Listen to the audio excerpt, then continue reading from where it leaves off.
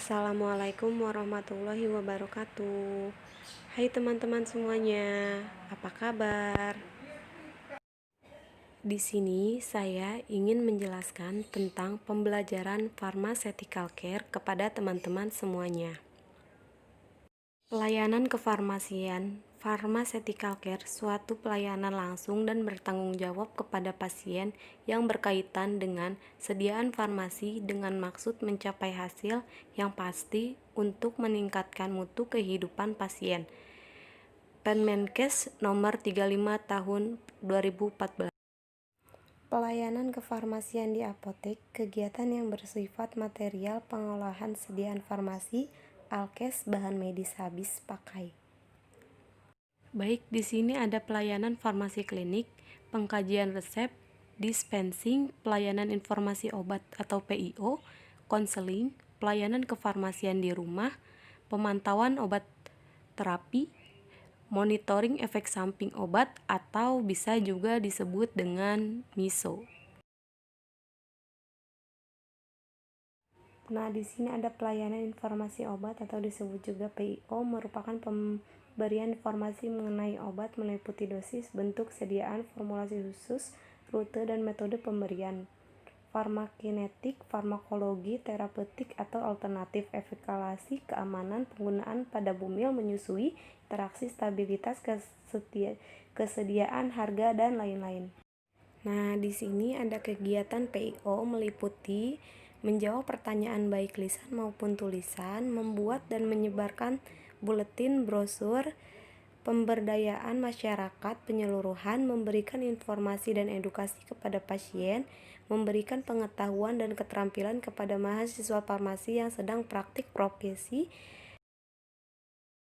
Bisa kita lihat di sini ada hal-hal yang harus diperhatikan dalam mendokumentasi PIO, yaitu topik pembicaraan, tanggal dan waktu, metode, data pasien, uraian pertanyaan, jawaban pertanyaan, atau juga referensi.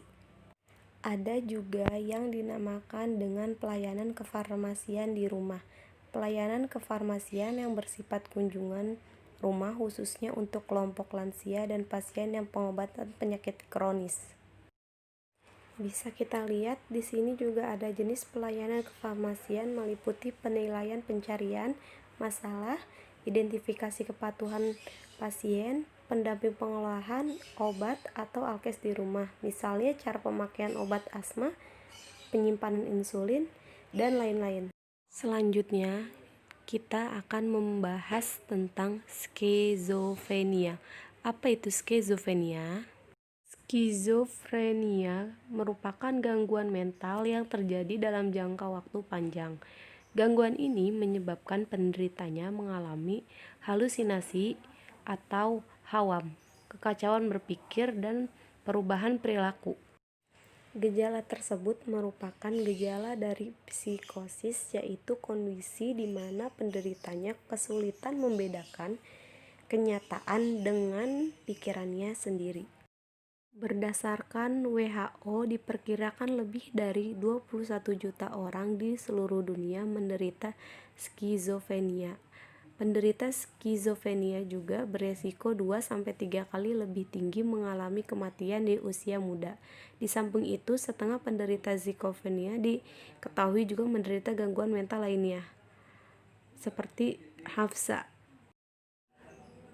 Menurut hasil riset Kesehatan Dasar Kementerian Kesehatan Republik Indonesia tahun 2013, diperkirakan 1-2 orang setiap 1.000 penduduk Indonesia mengalami gangguan jiwa berat, termasuk skizofrenia, dan hampir 15% penderitanya mengalami pemasungan. Selanjutnya, kita membahas monitoring terapi mengenai obat. Baik, di sini ada monitoring terapi obat menjadi tanggung jawab farmasis karena terkait pencapaian outcome, identifikasi DRP. Monitoring terapi obat sering disalahartikan dengan pemantauan kondisi penyakit. Monitoring oleh farmasis berdasarkan terapi obat yang diberikan pelaksananya. Farmasis memantau atau mengamati, mencatat data kondisi klinis yang terkait dengan obat apa saja. Di sini ada cara monitoring terapi obat. Yang pertama ada pengamatan kondisi klinik pasien, yang kedua pengamatan tanda vital, yang ketiga pengamatan hasil, yang keempat pemeriksaan laboratorium, yang kelima pengamatan kadar obat dalam plasma.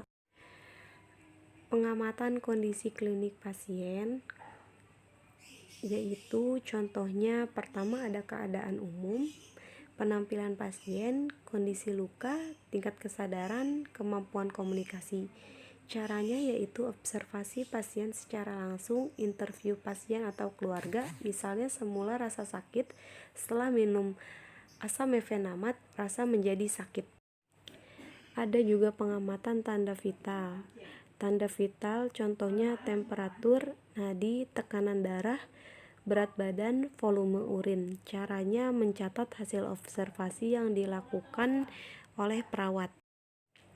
Ada juga pengamatan hasil pemeriksaan lab. Caranya mencatat parameter lab terkait terapi obat jika ada parameter lab yang belum digunakan.